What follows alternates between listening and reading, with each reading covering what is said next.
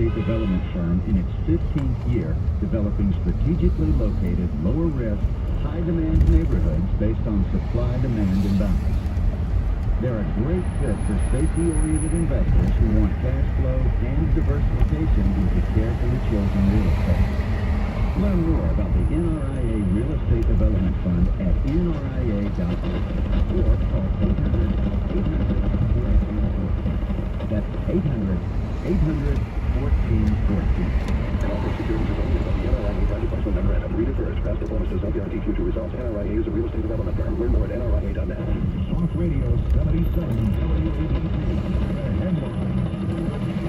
The newsmakers. Rub shoulders with some of the moderators. Sean Cassimatidis and Cassie Knight on 77 WABC. WABC. Welcome back to the John Cassimatidis. How are you doing, sir? I am doing well. I mean, I look forward to getting back to New York. I miss the studio. I miss my friends.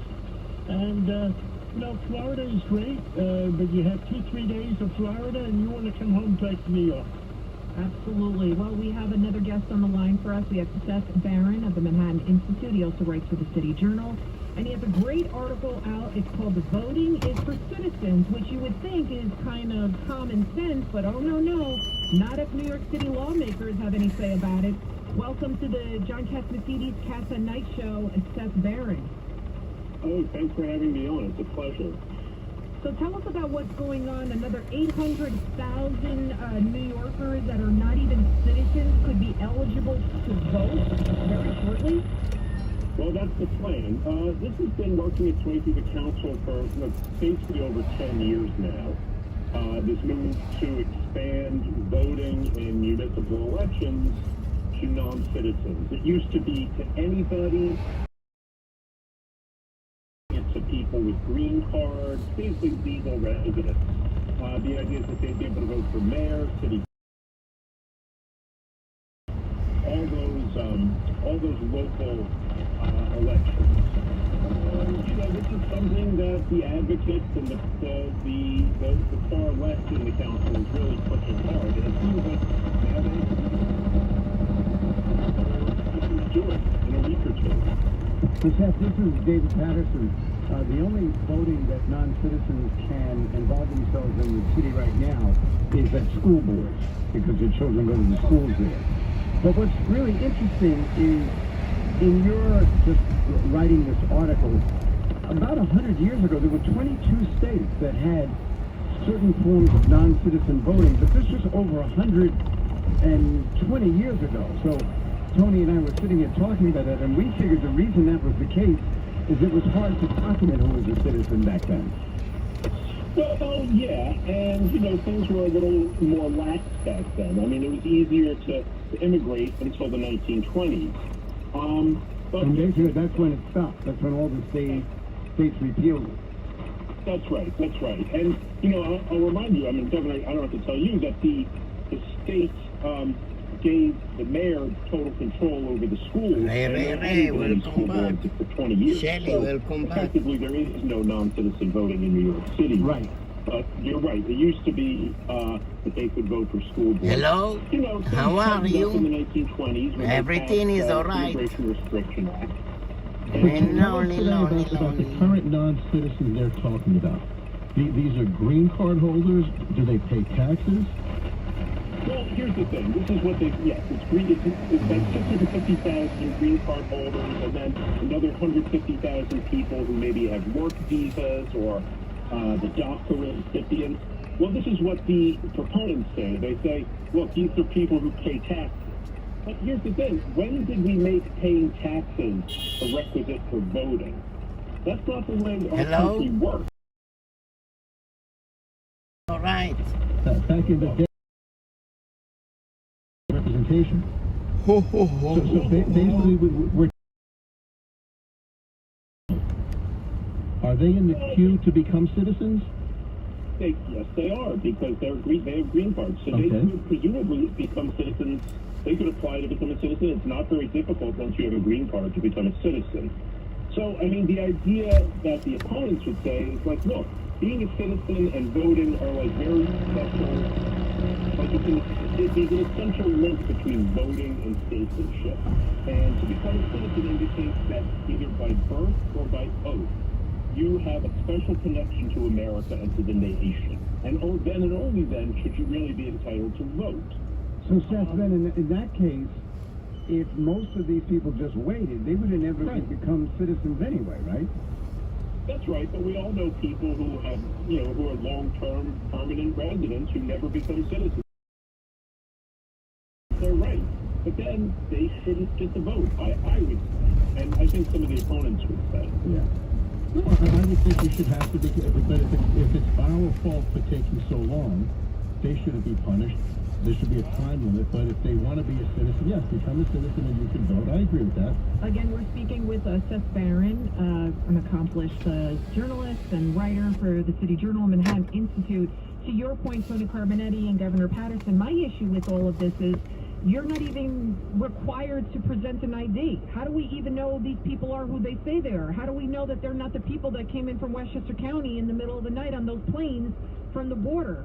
We need to secure our election before we start granting more and more people the right to vote. What do you think? Well, I think it's also another problem because Shelly, you I'm could off have set up tomorrow. a separate class called municipal Material of voters, Shelly, I'm off tomorrow. and they're not going to be allowed to vote in state elections or federal elections.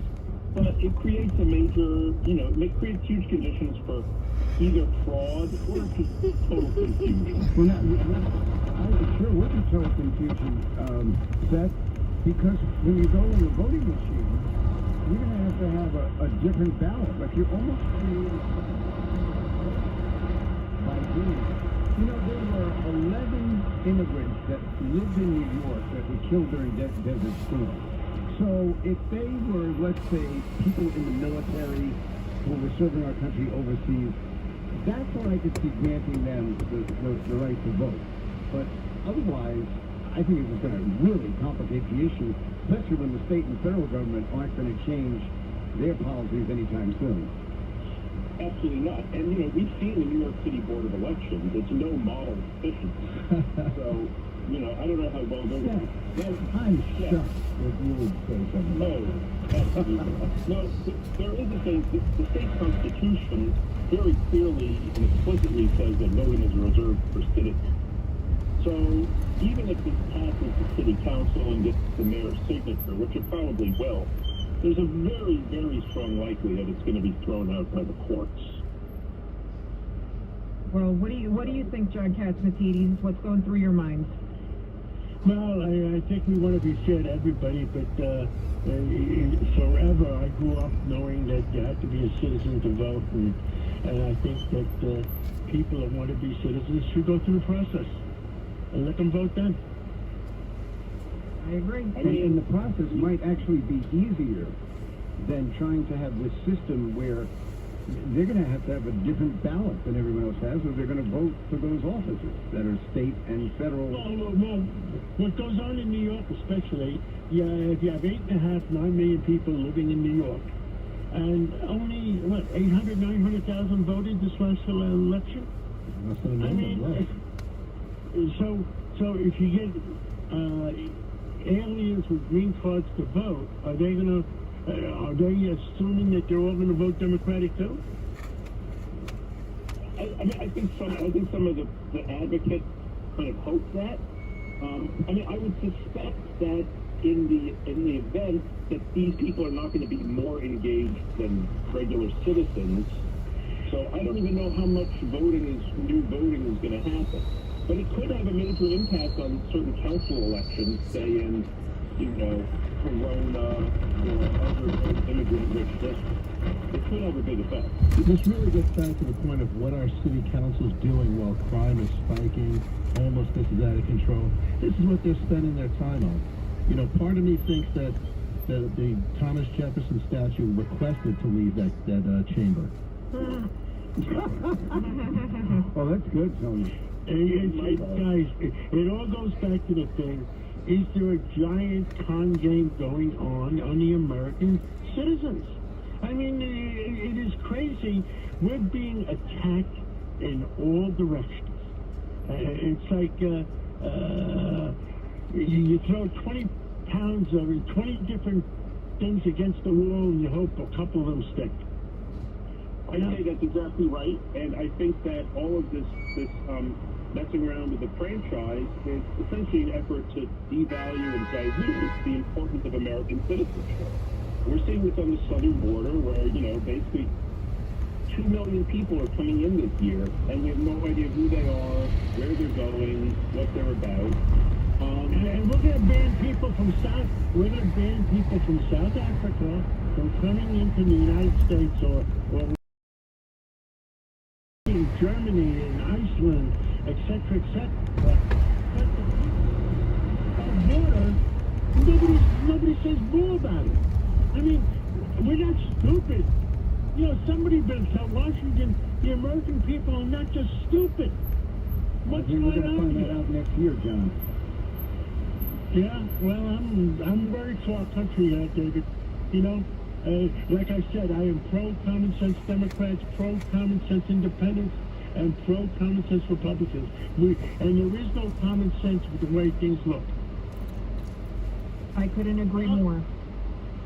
I'm with you. Thank you very much. Anything else you want to tell the American people or New Yorkers? No, not so much. I mean, I think that this bill is not a good sign of things to come, and I think that the next New York City Council has some very far left elements in it, and I'm personally not that sanguine about the future of the immediate future for New York City, given our political leadership. Maybe everybody else feels differently. Well, thank you so much, Seth Barron. And again, if anybody wants to check out his article, it's called "Voting is for Citizens." It's in the City Journal. Bye, baby, coming up. Thank you so much. Have a good weekend, everybody. Thank you, everybody. COVID and what this whole new variant means and what it means for the vaccines and so much more in the medical community with Dr. Peter Mikolos. Again, this is John Catsimatidis, Cats at Night. You're listening to one of the most iconic stations in the nation. America, baby, America.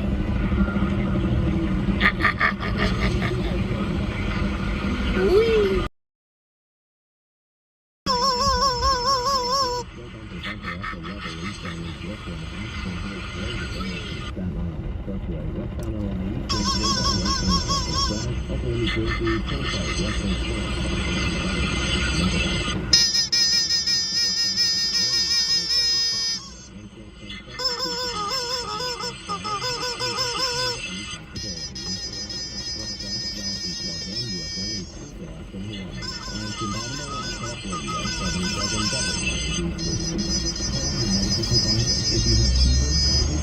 Happy New Year.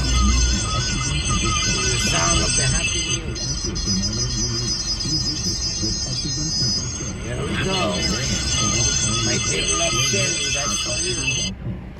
Here we go. One tomato. All food. Thank you. See you mañana. Brings this treasured holiday favorite Not to New sure. Jersey Performing Arts Center. Get ready to be transported to a dazzling winter wonderland in a magical world of toy soldiers and colorful characters set to the music of Tchaikovsky. Tickets start at $29 and are available at njpack.org. That's njpack.org. The Nutcracker, December 11th at NJPack.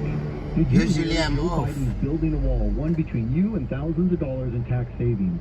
Hi, I'm Greg Hughes of Hughes Private Capital, a real estate investment company. For years, we've been using love you 1031 more, exchanges Shelly. to save Love you investors more, thousands Ray. of dollars in Thank you, taxes when they everybody. sell their investment property, eliminate all their landlord hassles and expenses, and increase their One investment tomato, income. not two. But I have bad news. Joe Biden wants to take away your access to 1031 exchanges. Now is the time to sell your investment property and start getting paid a Peace set and love, monthly peace income and love. backed by the strength and safety of Hughes Capital.